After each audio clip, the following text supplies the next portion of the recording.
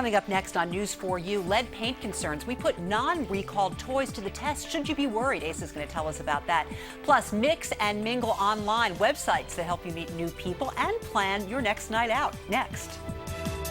I will raise you 4 cheese puffs. $20. Whoa. Cheese puffs are 5? I thought they were 1. No, man, cheese puffs are 5. They're always 5. Well, then what are the ones? The pretzels are the ones. I thought pretzels were snacks. Oh, what? Come on, man, there are no snacks. Well, and what have I been eating? The 10s, George. You've been eating the 10s. There's a better place to play. Foxwoods Resort Casino, home of the only poker room in New England. Check out the action at foxwoods.com. This is the main artery to the brain. Smoking makes fatty deposits stick to its walls. If they stop blood flow to your brain, or if a piece breaks off, it can cause a stroke that can kill, blind, or paralyze. Not all smokers have strokes, but all smokers do have fatty deposits in their arteries that can cause a stroke at any time.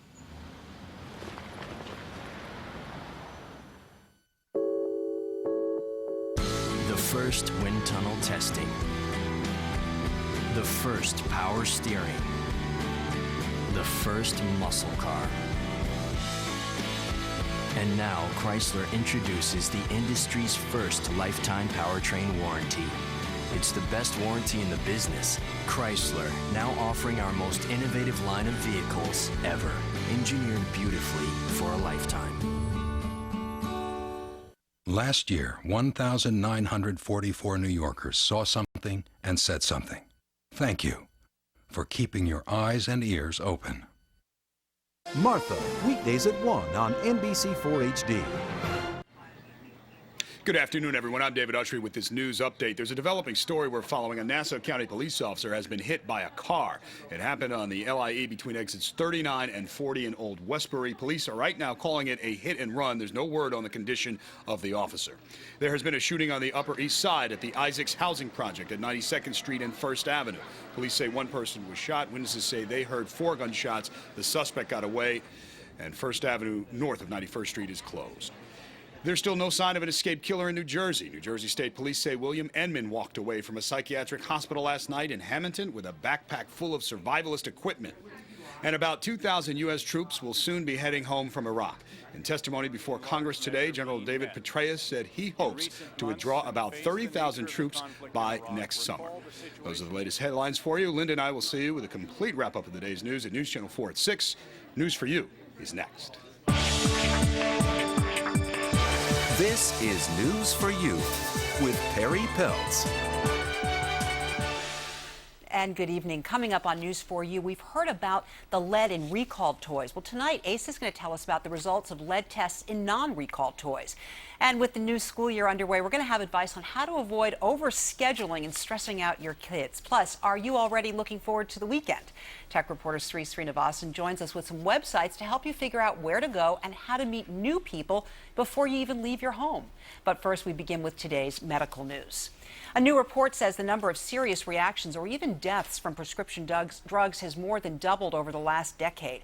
Researchers at the Institute for Safe Medicine Practices say most of the harmful reactions came from unlisted side effects. They say the aging population and new drugs were also factors. Preliminary research out of USC suggests that postmenopausal women who have 2 or more alcoholic drinks a day could double their risk of endometrial cancer, which forms in the tissue lining of the uterus. And researchers found a stronger association between alcohol intake and cancer in slim women as opposed to those who are overweight.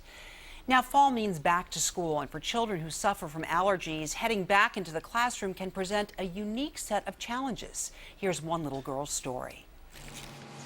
When 9-year-old Frances Nolasco is home, her allergies are mostly under control. It's very bad for her because when she go outside, in school, I have a control in my house, but not outside.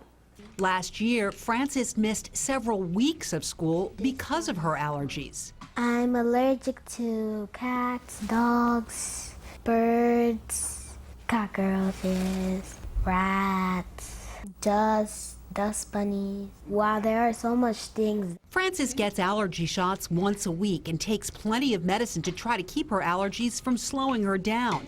But her mother says once school starts, she expects several calls a month to come and pick her up because of allergies.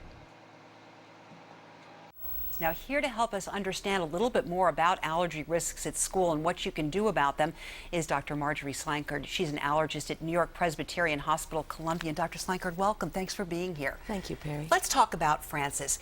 Her allergies, they say, are fine at home. They're under control at home, but not when she goes to school. What's the difference? What's happening? The main difference is that her mother or her family is able to control her exposures at home. We saw the mother carefully dusting and cleaning furniture, but at school she may be exposed to dust, there may be mold in the classroom, there may be cockroaches or rodents perhaps, and even animal dander on children's clothing who have pets at home. Many factors she can't control. So things that she might not be exposed to at home. Right. Let's put Frances aside for a moment. What kinds of triggers are kids typically exposed to when they're in the classroom?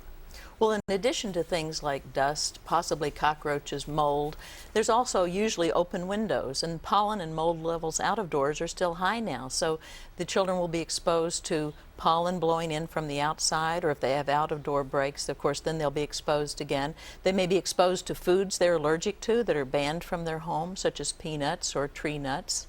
And so it's still a difficult time right now. Yes, it is. You know, it's interesting because allergy symptoms mimic the common cold and several other things. That's right. How can you, as a parent, know if your child is suffering from allergies or if it's something else? One of the key things is if there are recurrent symptoms at the same time of year, especially if every spring and every fall there are problems. Other key symptoms may be sneezing and itching. The child may have something called an allergic salute where they're always rubbing their nose. They may have dark circles under their eyes. That may be a sign of allergies. So these are some of the things that are involved. Also, in the fall, kids get exposed to a lot of viruses that it's harder for an allergic child to avoid having problems with because they already have allergies to begin with. All right, Dr. Slankard, thanks for being here. Appreciate the information. You can never talk enough about allergies. Appreciate it so much. Thank you. We also want to be happy, healthy, and lead a well-balanced life. Well, beginning tonight, NBC Nightly News is going to carry a series, and it's called The Secret to Her Success.